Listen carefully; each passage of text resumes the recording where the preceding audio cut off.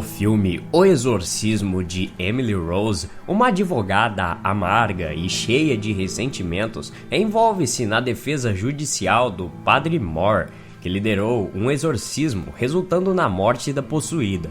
Ela, no caso, era Emily Rose, uma universitária de 19 anos que começa a ter estranhas manifestações não explicadas pelos médicos. E a real história que inspirou a criação desse filme foi a seguinte: Anneliese Michael foi uma jovem alemã de família católica que acreditava ter sido possuída por uma legião de demônios, tendo sido submetida a uma intensa série de sessões de exorcismo pelo padre Ernest Alt e Arnold Ranz em 1975 e 1976. O caso Klingenberg, como passou a ser conhecido pelo grande público, deu origem a vários estudos e pesquisas, tanto de natureza teológica quanto científica. Anneliese começou a ter alucinações enquanto rezava. Ela também começou a ouvir vozes que lhe diziam que ela era amaldiçoada. Em 1973, estava sofrendo de depressão e considerando o suicídio. Seu comportamento tornou-se cada vez mais bizarro. Ela andava nua pela casa, fazia suas necessidades em qualquer lugar, rasgava suas roupas, comia insetos como moscas e aranhas, carvão e chegou a lamber sua própria urina. Depois de ser admitida em um hospital psiquiátrico, a saúde de Anneliese não melhorou. Além disso, sua depressão começou a se aprofundar. Ela começou a ficar cada vez mais frustrada com a intervenção médica, que não melhorava sua condição. Em longo termo, o tratamento médico não foi bem sucedido. Seu estado, incluindo a sua depressão, agravavam-se com o tempo. Tendo centrado toda a sua vida em torno da fé católica, Anneliese começou a atribuir sua condição psiquiátrica à possessão demoníaca. Tornou-se intolerante a lugares e objetos sagrados, como crucifixos, que contribuiu ao que achavam ser a possessão demoníaca. Ao longo do curso dos ritos religiosos, a garota sofreu muito. Foram prescritos a ela medicamentos antipsicóticos, que ela pode ou não ter parado de tomar. Em junho de 1970, sofreu uma terceira convulsão no hospital psiquiátrico. Nesse momento, foi prescrito pela primeira vez anticonvulsivantes. Essa droga não trouxe alívio imediato aos sintomas. Ela continuou falando sobre o que chamou de faces do diabo, visto por durante vários momentos de seu dia. Ficou convencida de que a medicina convencional era de nenhuma ajuda, acreditando cada vez mais que sua doença era um tipo de distúrbio espiritual. Ela recorreu à igreja para executar um exorcismo nela. Naquele mesmo mês, lhe foi prescrita uma outra droga, que é uma fenotiazina com propriedades gerais, semelhantes às da clorpromazina. É usado no tratamento de psicoses diversas, incluindo esquizofrenia e distúrbios de comportamento. Em novembro de 1973, Anneliese iniciou o tratamento com Tegretol, que é uma droga antiepiléptica. Ela tomou o medicamento com frequência, até pouco antes de sua morte. No verão de 1973, os pais de Anneliese foram até a paróquia local, solicitando aos religiosos que submetessem a sua filha ao ritual de exorcismo. A princípio, o pedido foi negado, uma vez que a doutrina da Igreja Católica com respeito a essas práticas é muito restrita.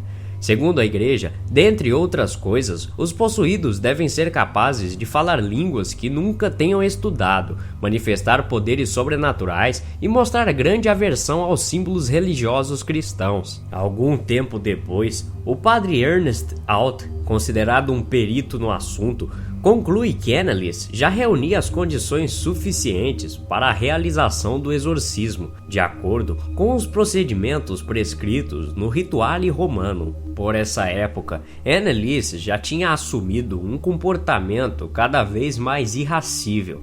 Ela insultava, espancava e mordia os outros membros da família, além de dormir sempre no chão e se alimentar com moscas e aranhas, chegando a beber a própria urina. Anneliese podia ser ouvida gritando por horas em sua casa, enquanto quebrava crucifixos, destruía imagens de Jesus Cristo e lançava rosários para longe de si. Ela também cometia atos de automutilação, tirava suas roupas e urinava pela casa com frequência. Em 1974, após acompanhar de perto o comportamento de Anneliese, o padre Ernest Alt finalmente decidiu solicitar a permissão do bispo de Würzburg para realizar o exorcismo, e a permissão foi concedida. Após efetuar uma exata verificação da possessão em setembro de 1975, o bispo de Würzburg, Joseph Stengel, autorizou os padres Ernest Alt e Arnold de Renz a realizarem os rituais do Grande Exorcismo, cuja base é o Rituale Romano, que ainda era, na época, uma lei canônica válida desde o século XVII. No rito do exorcismo, o padre deve portar um crucifixo e uma Bíblia para poder utilizar as palavras ditas por Jesus Cristo com precisão. Deve fazer o sinal da cruz, abençoar a pessoa possuída e aspergir sobre ela água benta. O padre então ordena com fé e firmeza que o demônio deixe o corpo do possesso e ora pedindo pela salvação da vítima em nome de Jesus Cristo. As orações denunciam a ação maléfica de Satanás e rogam pela misericórdia de Deus. Normalmente, os padres levam o possesso para uma igreja ou capela, onde podem realizar o rito reservadamente, apenas com a presença dos familiares. As sessões de exorcismo não têm um prazo de duração específico, podendo se estender durante horas, dias ou meses. No caso de Anneliese, as 67 sessões de exorcismo que se seguiam, numa frequência de 1 ou 2 por semana, se prolongaram inicialmente por cerca de 9 meses, durante os quais ela muitas das vezes tinha que ser segurada por até 3 homens, ou em algumas ocasiões acorrentada. Ela também lesionou seriamente os joelhos, em virtude das genuflexões compulsivas que realizava durante o exorcismo, aproximadamente 400 em cada sessão. Nas sessões, que foram documentadas em 40 fitas de áudio para preservar os detalhes, Anneliese manifestou estar possuída por pelo menos 6 demônios diferentes, que se autodenominavam Lúcifer, Caim, Judas, Nero, Hitler e Fleischmann, um padre caído em desgraça no século XVI. Todavia, o Rituale Romano, assim como o tratamento com psicotrópicos, também não surtiu o efeito necessário. Durante o período em que esteve submetida ao exorcismo, onde continuava tomando os medicamentos, Anneliese relatou um sonho onde teria se encontrado com a Virgem Maria e que ela teria lhe proposto 2 escolhas para sua condição: ou seria liberada logo do jugo dos demônios, ou continuar o seu marítimo para que todos soubessem que o mundo espiritual e a ação dos demônios no mundo existem de fato. Anneliese teria escolhido a segunda opção. Segundo o entendimento do ensaísta Elbson do Carmo em seu artigo no Universo Católico, Anneliese optou pelo marítimo voluntário, alegando que seu exemplo enquanto possessa serviria de aviso a toda a humanidade de que o demônio existe e que ele nos ronda o tempo todo, e que trabalhar pela própria salvação deve ser uma meta sempre presente. Ela afirmava que muitas pessoas diziam que Deus está morto, que haviam perdido a fé, então ela, com seu exemplo, lhe mostraria que o demônio age, independentemente da fé das pessoas para isso. Em 1 de julho de 1976, no dia em que Anneliese teria predito sua libertação, morreu enquanto dormia. À meia-noite, segundo o que afirmou, os demônios finalmente a deixaram e ela parou de ter convulsões. Anneliese foi dormir exausta, mas em paz, e nunca mais acordou, falecendo aos 23 anos de idade. A autópsia considerou o seu estado avançado de desnutrição e desidratação como a causa de sua morte por falência múltipla de órgãos. Nesse dia, o seu corpo pesava pouco mais de 30 quilos.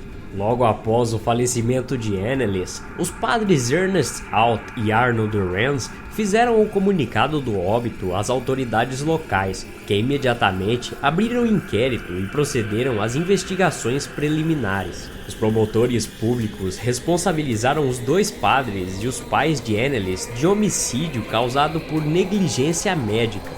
O bispo Joseph Stengel, embora tivesse dado a autorização para o exorcismo, não foi indiciado pela promotoria em virtude de sua idade avançada e seu estado de saúde debilitado, vindo a falecer em 1979.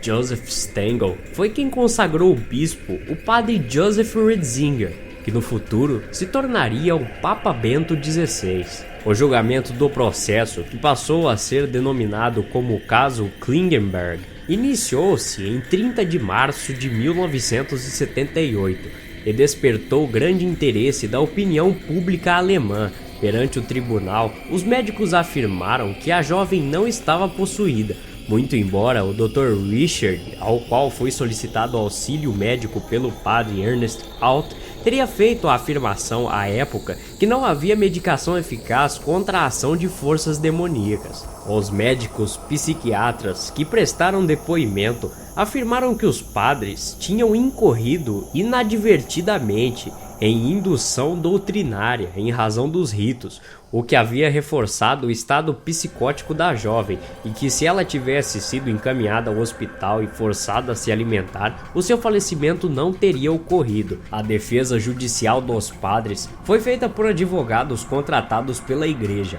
A defesa dos pais de Anneliese argumentou que o exorcismo tinha sido ato lícito e que a Constituição alemã protege os seus cidadãos no exercício irrestrito de suas crenças religiosas.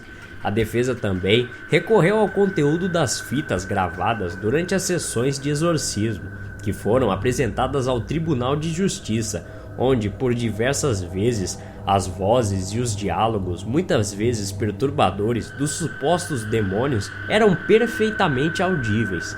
Em uma das fitas é possível discernir vozes masculinas de dois supostos demônios discutindo entre si qual deles teria de deixar primeiro o corpo de Anneliese. Ambos os padres demonstraram profunda convicção de que ela estava verdadeiramente possessa e que teria sido finalmente liberta pelo exorcismo um pouco antes de sua morte. Ao fim do processo, os pais de Anneliese e dois padres foram considerados culpados de negligência médica e foi determinada uma sentença de 6 meses com liberdade condicional sob fiança. Antes do início do processo, os pais de Anneliese solicitaram às autoridades locais uma permissão para exumar os restos mortais de sua filha. Eles fizeram essa solicitação em virtude de terem recebido uma mensagem de uma freira. A freira relatou aos pais da jovem que teria tido uma visão na qual o corpo de Anneliese ainda estaria intacto ou incorrupto e que esta seria a prova definitiva do caráter sobrenatural dos fatos ocorridos. O motivo oficial que foi dado às autoridades foi o de que Anneliese teria sido sepultada às pressas em um sarcófago precário. Os relatórios oficiais, entretanto, divulgaram a informação que o corpo já estava em estado avançado de decomposição. As fotos que foram tiradas durante a exumação jamais foram divulgadas. Várias pessoas chegaram a especular que os exumadores moveram o corpo de Anneliese do antigo sarcófago para o novo, feito de carvalho, segurando-o pelas mãos e pernas, o que seria um indício de que o corpo não estava na realidade muito decomposto. Os pais e os padres exorcistas foram desencorajados a ver os restos mortais de Anneliese. O padre Arnold Rens, mais tarde, afirmou que teria sido inclusive advertido a não entrar no mortuário.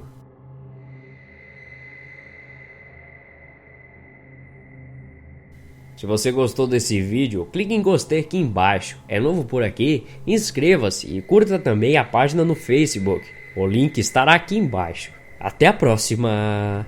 Obrigado.